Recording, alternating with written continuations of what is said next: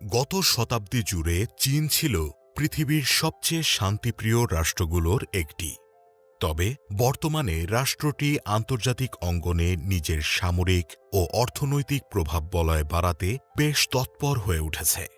২০১৩ সালে চীনের president Xi Jinping belt and road initiative প্রস্তাব করেন।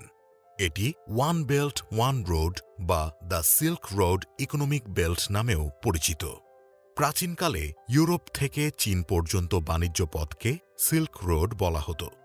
চীনের এ কর্মসূচির লক্ষ্য বিভিন্ন দেশের সাথে বেইজিংয়ের বাণিজ্য যোগাযোগ বৃদ্ধি করা। প্রশ্নোত্তর ১. বর্তমান বিশ্বে নিউ সিল্ক রোডের প্রবক্তা?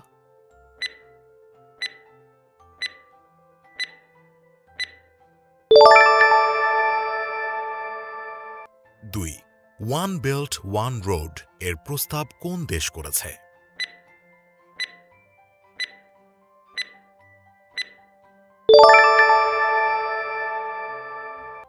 ৩. বেল্ট ও রোড ইনিশিয়েটিভ বা BRI প্রস্তাব করেছে?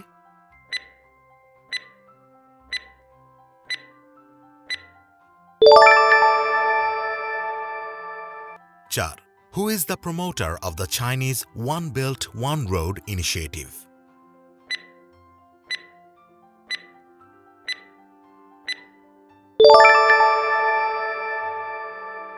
৫.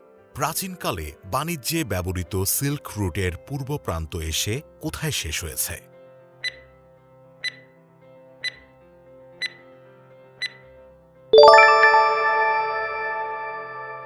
চীন পৃথিবীর তৃতীয় বৃহত্তম রাষ্ট্র এবং দেশটি সর্বাধিক প্রতিবেশী রাষ্ট্র দ্বারা পরিবেষ্টিত।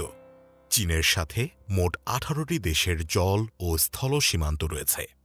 ভারত মহাসাগর, প্রশান্ত মহাসাগর ও বঙ্গোপসাগরে চীন প্রতিদ্বন্দ্বী ভারত ও পশ্চিমা বিশ্বের সাথে সামরিক বলয় বৃদ্ধির প্রতিযোগিতায় নেমেছে।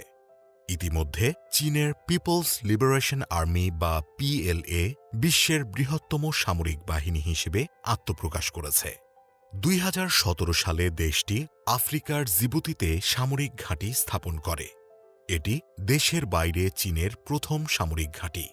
একই বছর শ্রীলঙ্কার হাম্বানটোটা সমুদ্র বন্দর ৯৯ বছরের জন্য ইজারা নেয় চীন। চেকবুক ডিপ্লোমেসি বা আর্থিক সাহায্যের বিনিময়ে দেশটি বিভিন্ন বন্দরের উপর কর্তৃত্ব স্থাপন করছে। প্রশ্নোত্তর ১. বিশ্বের সবচেয়ে বড় সেনাবাহিনী কোন দেশের?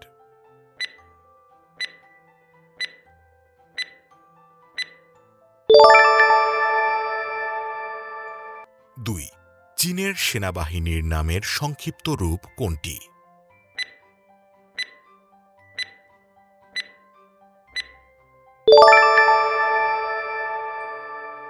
৩. শ্রীলঙ্কার কোন সমুদ্র বন্দর চীনের নিকট ৯৯ বছরের জন্য লিজ দেয়া হয়েছে?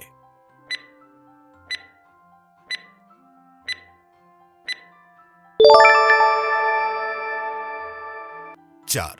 চীন নিচের কোন আফ্রিকান দেশটিতে সামরিক ঘাঁটি স্থাপনের মাধ্যমে কৌশলগত সম্পর্ক স্থাপন করেছে?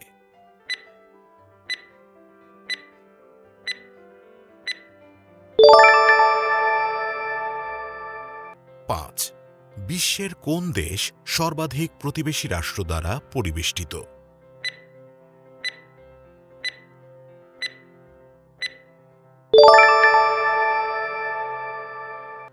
আপনার পছন্দের সরকারি চাকরিতে মাত্র ১ মিনিটে আবেদন করতে প্রিমিয়াম আইডি তৈরি করুন অল জবসের অফিসিয়াল ওয়েবসাইট alljobs.teletalk.com.bd তে।